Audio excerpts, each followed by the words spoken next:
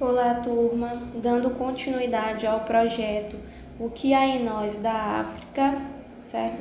Só que nesse caso abordando o tema as doenças endêmicas ignoradas. Bom, meu nome é Daiane da Silva Ferreira, sou professora estagiária de vocês. As doenças negligenciadas são um conjunto de enfermidades originadas em lugares de clima tropical, África, Ásia e América Latina. As doenças negligenciadas são aquelas causadas por agentes infecciosos ou parasitas e são denominadas endêmicas em populações de baixa renda, sem saneamento básico. As doenças tropicais, que também são essas endêmicas, como por exemplo, doença de Chagas, malária, dengue e a filariose linfática, que é também chamada de elefantíase, conhecida popularmente, são consideradas doenças ignoradas, porém elas incapacitam e matam milhões de pessoas anualmente. Os continentes africano, asiático e a América Latina sofrem com esses tipos de enfermidades. E juntos eles contabilizam mais de 500 mil óbitos por ano. No próximo slide, eu irei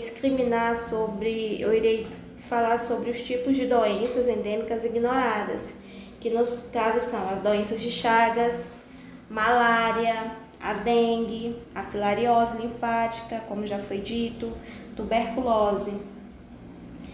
Bom, a doença de Chagas, ela foi descoberta em 1909 pelo cientista Carlos Chagas, pesquisador e depois tornou-se diretor do Instituto Fiocruz. Ela é uma antropozoonose causada pelo Trypanosoma cruzi. Ele é um protozoário flagelado que pode infectar e causar uma doença aguda ou crônica. A sua transmissão ela é relacionada aos vetores, ao agente e aos reservatórios. Os fatores socioeconômicos e culturais também são responsáveis, que vem no caso as regiões de baixa renda, com falta de saneamento básico. Os insetos responsáveis pela transmissão são conhecidos como barbeiros, originada da América Latina, certo? O período de incubação dessa doença varia de 4 a 10 dias, nos casos de transmissão vetorial, e de 20 a 40 dias ou mais quando se é contraída por transfusão de sangue. O ciclo se inicia quando o sujeito se contamina por contato de dejeções do inseto infectado com as mucosas ou a pele. Pode ser sintomático, certo? Que no caso os sintomas são em crianças de baixa idade, ou o mais comum, que é o assintomático, que ocorre em todas as idades. Aí eu mostro um esquema, certo? Sobre o estágio dessa doença, sobre como o ser humano ele é infectado pelo hospedeiro. Vocês podem olhar direitinho esse esquema, estudar um pouco mais, se aprofundar um pouco mais nessa doença, que ela é uma doença, ela é conhecida, ela é uma doença um pouco mais antiga, mas é muito bom a gente conhecer todos os pontos da questão dos tratamentos, e é uma doença que está relacionada ao projeto que vocês estão fazendo também.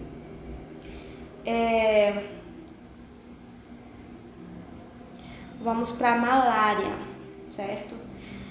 É uma doença infecciosa, ela é febril aguda, causada por protozoários e ela é transmitida pela fêmea infectada do mosquito Anopheles.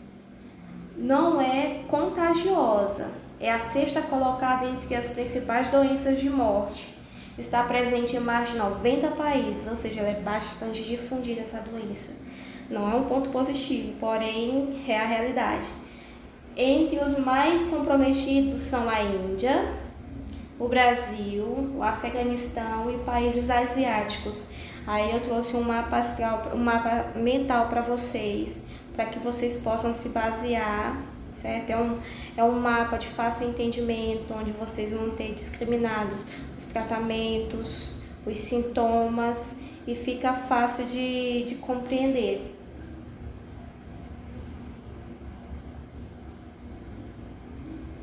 A dengue. A dengue, ela representa um sério problema de saúde pública, como todos já sabem. Ela é transmitida por meio da picada do mosquito Aedes aegypti. É uma doença sazonal, ocorre na maioria das vezes em estações quentes e de alta umidade. Esse clima ele propicia a proliferação do mosquito transmissor. A dengue ela acomete cerca de 50 milhões de pessoas por ano e é uma doença de notificação compulsória, ou seja, ela é de suma importância que seja notificada aos órgãos responsáveis. Os ovos desse mosquito, do Aedes aegypti, que no caso é uma fêmea, de hábito diurno, certo? O mosquito, e os ovos eles podem sobreviver até 1 ano fora da água. O vírus ele entra na corrente sanguínea do ser humano, que é a fonte primária da infecção, e começa a se propagar, certo? Aí eu trouxe um esquema com os sintomas, com os tipos de dengue, que no caso temos a dengue, a chikungunya, a zika. Aí ela vai avançando conforme a gravidade do paciente, ela pode avançar para um sintoma mais crítico, que é a dengue hemorrágica. Esse esquema também vocês poderão já estar visualizando para vocês terem uma maneira melhor de vocês pesquisarem sobre essa doença e se informarem.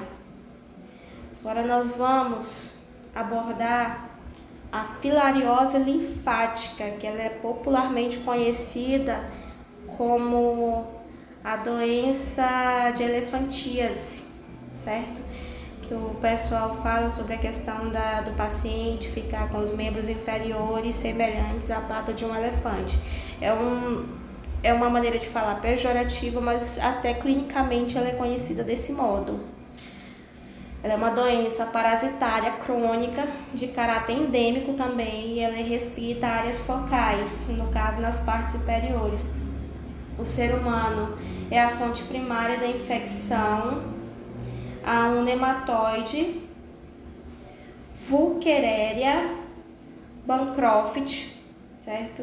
Que é o nome do nematóide, transmitido de pessoa a pessoa por meio da picada do mosquito pernilongo. Na fase aguda, aparecem fenômenos inflamatórios nos membros inferiores, entre eles linfangites e linfadenites. Vocês podem ver esse esquema onde está mostrando onde começa a aparecer essa inflamação. A perna da pessoa que está infectada começa a inchar, porque essa doença ela atinge os linfônodos e começa a entupir as artérias. É como se fosse uma trombose, certo? Vocês podem também estar estudando esse esquema, que aí vocês vão compreender melhor sobre o desenvolvimento dessa doença. Tuberculose, ela é uma doença infecciosa crônica, granulomatosa, ela é causada por bactérias do grupo das microbactérias. Dentre essas microbactérias, existem as que podem causar tuberculose e outras que não. A principal causadora é a Mycobacterium tuberculosis e a Mycobacterium bovis. É apontada como a doença mais contagiosa e mortal do mundo, responsável por mais de 4.000 mortes diárias no mundo todo, de acordo com a Organização Mundial de Saúde, a OMS. Então, trouxe outro esquema, outro mapa mental para que vocês possam basear o estudo de vocês. O mapa mental é uma maneira mais prática e sucinta de vocês tentarem sanar as dúvidas de vocês de maneira mais dinâmica. Aqui são as referências de onde eu tirei essa pesquisa. Vocês podem também estar pesquisando através desses sites, são sites confiáveis, certo? E vocês vão ter uma maneira confiável de tirar as dúvidas de vocês também. Então, se você tem uma dúvida, conte-me mais sobre ela, certo? Estarei à disposição para sanar as dúvidas de vocês.